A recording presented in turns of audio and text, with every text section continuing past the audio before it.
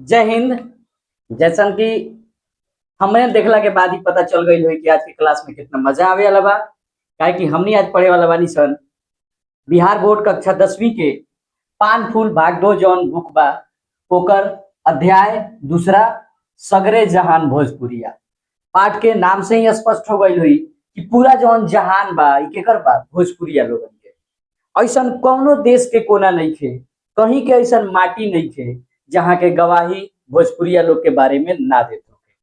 उहे पाठ पढ़े के बाद सबसे बड़ा ये पाठ के चीज बा कि एमे लेखक के बारे में कुछ नहीं खे, यानी कि ये पाठ से लेखक के बारे में कुछ ना पूछी, बस पाठ के विद्या पूछी कि सगरे पर जहान भोजपुरिया के कौना पाठ के विद्या के ह तो ई एकांकी ह।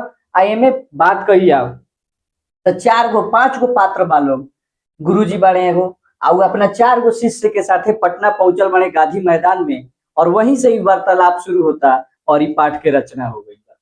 तो फटाफट अगर क्लास में अगर नया बाड़ा तो हमारा वीडियो के लाइक शेयर और सब्सक्राइब कर, चैनल के सब्सक्राइब करो और अपने यार दोस्तन के पास भी शेयर करो ताकि ज्यादा से ज्यादा लोग तक की वीडियो पहुंचे और जे भी भोजपुरी ले बा ओकरा ज्यादा से ज्यादा फायदा होके।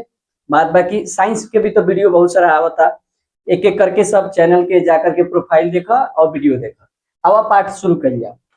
पात्र गुरुजी मुन्ना राजू राहुल और अर्पिन। जैसे ही लोग पटना के गांधी मैदान में पहुंचल बा तब तक एगो बहुत बड़ा विशाल का मूर्ति दिखाई देता। मूर्ति देख करके बच्चा लोग पूछा था कि गुरुजी ई केकर मूर्ति हवे। गुरुजी बड़ा ही विनम्रता के साथ एकदम कहता रहे कि मॉरिशस के राष्ट्रपिता के, मॉरिशस के कहा के मॉरिशस के राष्ट्रपिता सर शिव सागर राम गुलाम की मूर्ति पटना के गांधी मैदान में लागल रहे, यहाँ के भोजपुरी रहली। अब ई जैसे देखा तो पूछेला बार बार कि मॉरिशस के राष्ट्रपिता के रहे, तो सर शिव सागर राम गुलाम कहाँ के रहले तो भोजपुरी रहले, यानी अपन भोजपुरिया माटी के रहलन लाली। और ई सुनते ही सभी बच्चा हक्का बक्का रह गया। अरे मॉरिशस के राष्ट्रपिता, हाँ हाँ भाई राष्ट्रपिता काहे चिहात बड़ा, काहे कि इनके अगुवाई में मॉरिशस जौन बा आजाद भई रहे। तो मॉरिशस के राष्ट्रपिता कहल जाला शिव सागर राम गुलाम के, और भोजपुरी रहली उनके मूर्ति पटना के गांधी मैदान में स्थापित बा।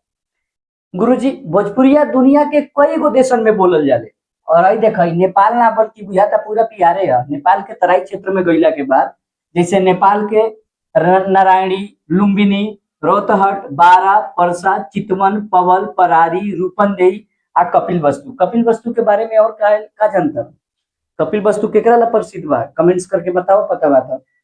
कपिल वस्तु आदि इलाकन के मातृभाषा है, यानी इतना बा एकदम परीक्षा के दृष्टि से ऑनलाइन बानू एजा से एजा तक एकदम इम्पोर्टेंट बा और 110% बा कि एजा से क्वेश्चन जरूर पूछेला एकदम।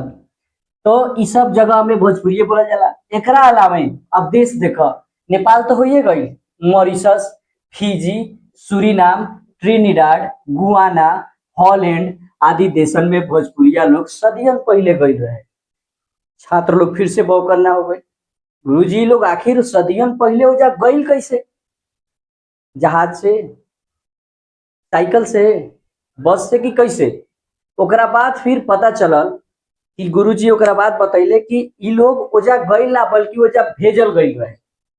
तो ओजा भेजल गई रहे तो कैसे भेजल गई रहे? तो ये लोग के ओहबेरा भेजल गई रहे अंग्रेज लोग आवे, अंग्रेज लोग इन लोग के ले करके अपना देश में जाओ, और ई लोग कहा गिरमिटिया मजदूर। कौन? गिरमिटिया मजदूर।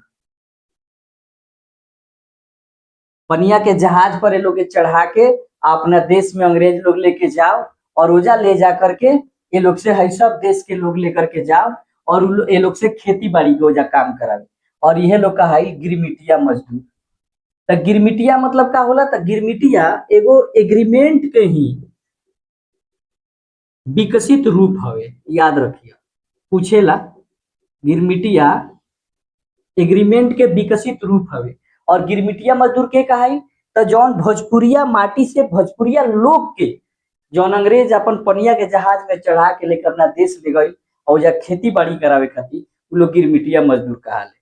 अब फिर छात्र लोग चौंकल, अब पूछल कि आखिर तब ये लोग के लेके काहे गए? तो ये लोग के ऐसे लेके गई रहे लोग कि अंग्रेज लोग की वजह के मॉरिशस, फिजी सूरीनाम,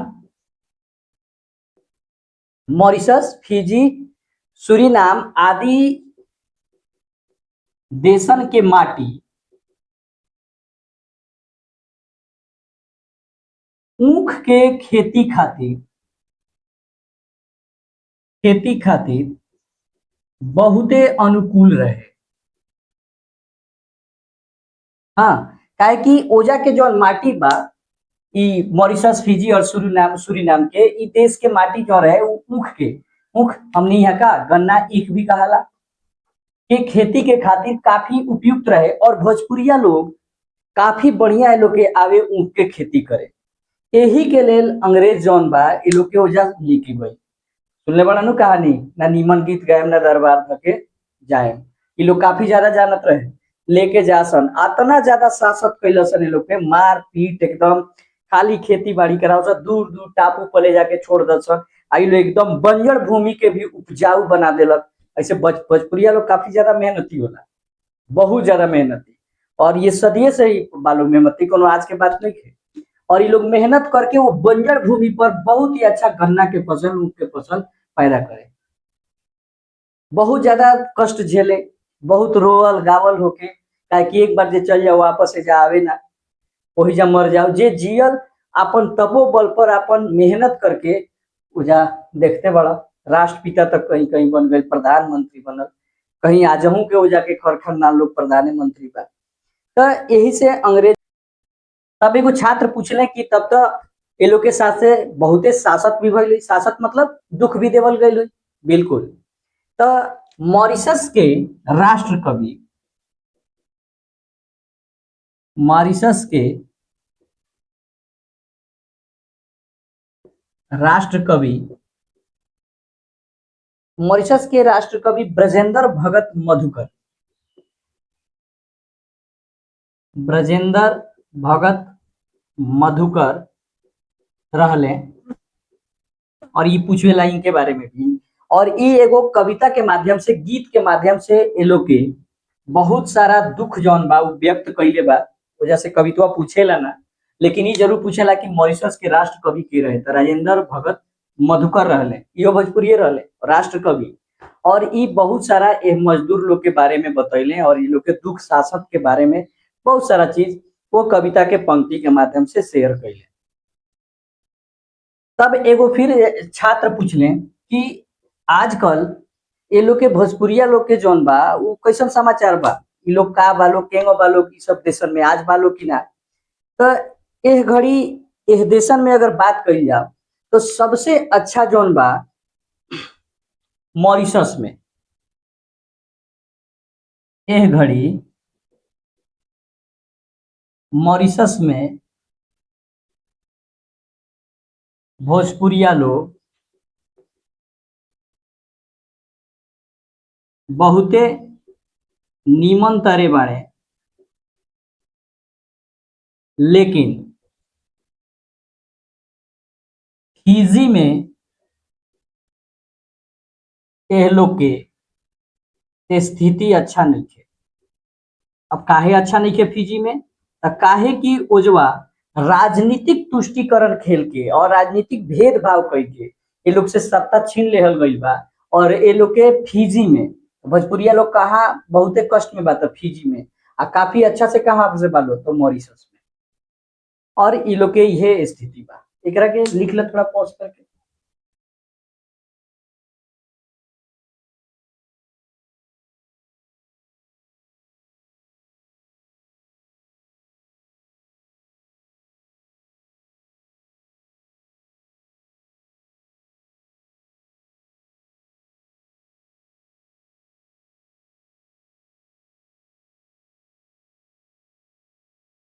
अब आगे फिर अगला देखा जाओ कि आगे का बा पार्ट से।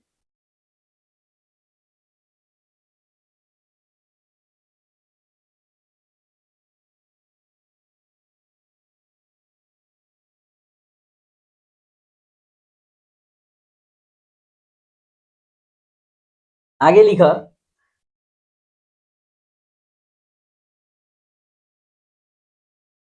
शिव सागर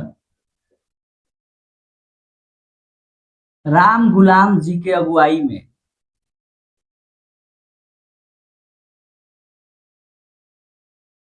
मॉरिशस आजाद भई रहे।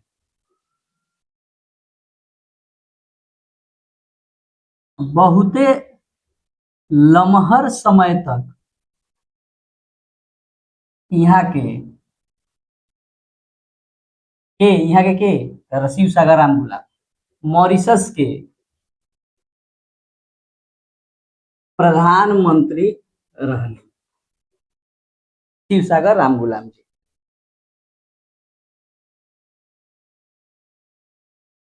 यहाँ के पुरनिया लोग भोजपुर जिला के हरी गांव, भोजपुर जिला के रहे लोग शिव सागर राम गुलाम जी के पुरनिया लोग भोजपुर जिला के हरी गांव के रहनियार रहे लोग, जे जगदीशपुर थाना के अंतर्गत आवेला। अब तो छात्र लोग जब सुनलक तो और ये लोग के दिमाग काम ना करते रहे। भोजपुर जिला जगदीशपुर थाना के तो हाँ हाँ, ये शिव सागर राम गुलाम जी रही वहां के पुरनिया लोग यही जुए के रहे, यानी पुरखा पुरनिया लोग बुजुर्ग लोग जे रहे।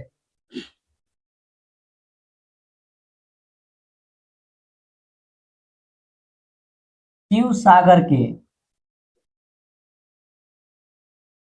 बाबूजी के नाम मोहित महतो रहे। शिव सागर राम गुलाम जी के बाबूजी के नाम का रहे मोहित महतो रहे। और वहां के 1871 में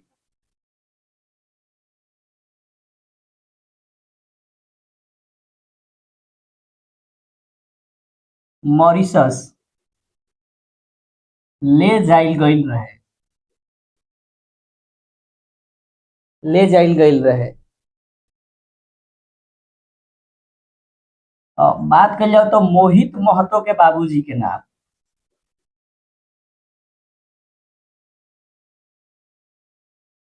मोहित महतो के बाबूजी के नाम राम शरण महतो रहे।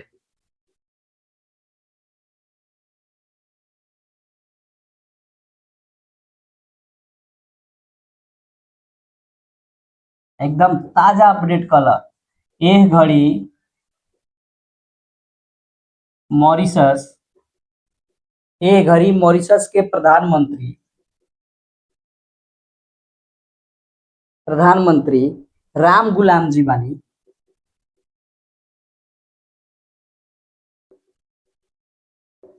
राम गुलाम जी बानी जे शिव सागर राम गुलाम के लड़िका है। लिखला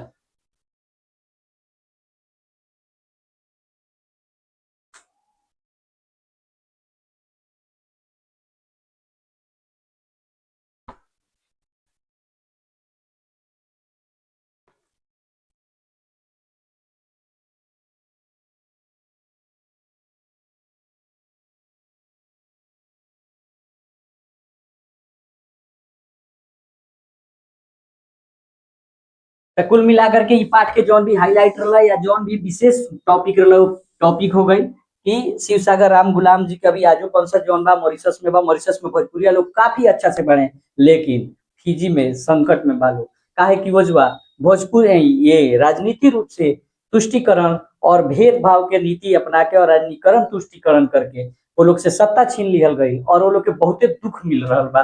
फिजी में बहुते संकट में बा लोग भोजपुरिया लोग। लेकिन अगर बात कर जाओ तो नेपालों में अच्छा वालो, नेपाल में तो दादागिरी चलेला, नेपालों में ठीक ठाक वालो और मॉरिशस में तो काफी बढ़िया वालो। पटना में केकर मूर्ति स्थापित बा कमेंट्स करा। और अब चला अब ये पार्ट के अभी आज हुए प्रश्न उत्तर कर लिया जाओ, देखा जाओ कौन टाइप के प्रश्न पूछा था। थोड़ा प्रश्न पर ध्यान दिया जाए, एकरा के लिख।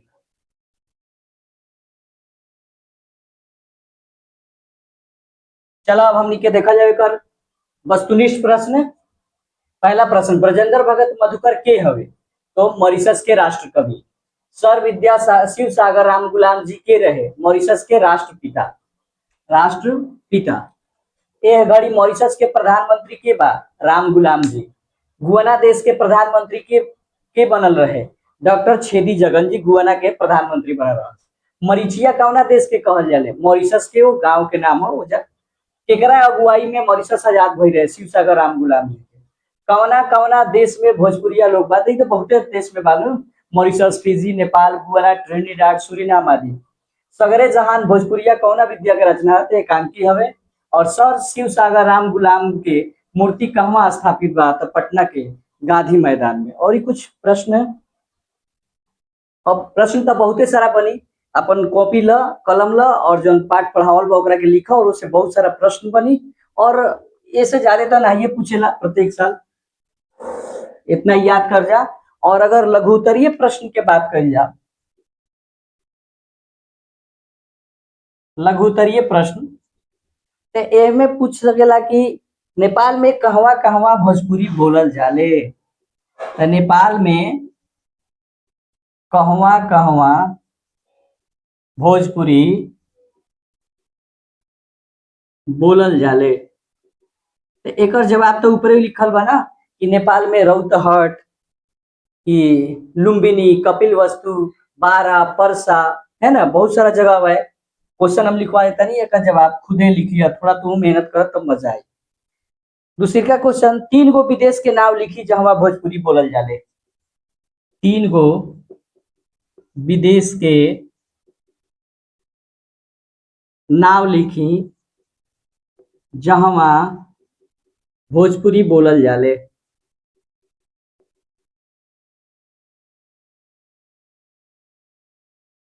तीसरा, भोजपुरी क्षेत्र के मजदूरन के अंग्रेजी लोग मॉरिशस काहे खातिर ले गए? भोजपुरी क्षेत्र के मजदूर लोगन के अंग्रेज अपना देश काहे खातिर ले गई? बतावा। तो वहां के माटी ऊख के खेती के काफी उपयुक्त रहे, और ये लोग काफी अच्छा ऊख के खेती करे, यही खातिर अंग्रेज भोजपुरी लोग के गिरमिटिया मजदूर के रूप में लेके चल गए। और ये 3 गो विदेश के नाम लिखे के बाद यही जब बहुत सारा बा, मॉरिशस, फिजी, नेपाल, 3 गो तो ये हुए, या मॉरिशस, फिजी, सूरीनाम। चौथा क्वेश्चन, फिजी में भोजपुरिया लोग के संगे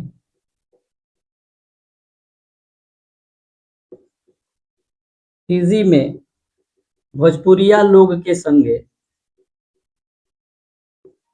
कैसन भोजपुरिया लोग के संगे कैसन व्यवहार हो रहा बा?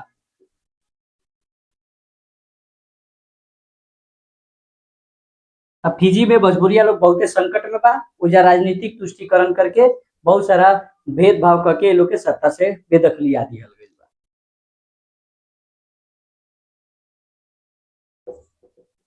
आज मॉरिशस में भोजपुरिया लोग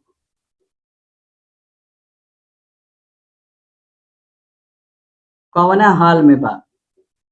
मॉरिशस में भोजपुरिया लोग बहुते बढ़िया हाल में बा। ओजा के अभी आजो प्रधानमंत्री के बा? बताओ, मॉरिशस के प्रधानमंत्री के बा? तब भोजपुरिया लोग काफी ज्यादा मॉरिशस में अच्छा स्थिति में बा। और अभी तू कमेंट्स में कर, 2 गो हो गई। एगो पूछ लिया कि कपिल वस्तु कौना खातिर प्रसिद्ध बा, और दूसरा मॉरिशस के प्रधानमंत्री की बा। तो क्लास आशा करता नहीं कि काफी अच्छा लागल हुई। अगर अच्छा लागल तो वीडियो के लाइक करो, कमेंट्स करे में बहुत ज्यादा कंजूसी हो रहा बा। भोजपुरी के लगभग लगभग कि शायद यूट्यूब पर बहुत कम ही लोग वीडियो बना के डालेला, काहे कि बहुत ज्यादा अब टीचर लोग भी सोचता कि भोजपुरी से बहुत कम बच्चा बाने तो लाइक कोई कम जाई। अब शिक्षा धीरे धीरे व्यापार के रूप ले हल बा। लेकिन हमारू सोच नहीं के, अगर बच्चा 1000 होके, 2000 होके, 5000 होके, हमारा पूरा विश्वास बा कि जे भी भोजपुरी ले बा मैट्रिक में, वो वीडियो जरूर देखिए, लाइक करी, शेयर करी, और एकरा के अपना नोटबुक में लिख के तैयारी अच्छा करा, ताकि 100% हमनी के रिजल्ट ले आओ में कामयाब होकर जाओ। काहे कि एकदम मातृभाषा में बा पूरा, और पढ़े में मजा भी आ रहा बा। अगर नया बड़ा तो चैनल के लाइक करा, सब्सक्राइब करा और अपने मित्र दोस्त के साथ शेयर करा। तब तक के जय हिंद।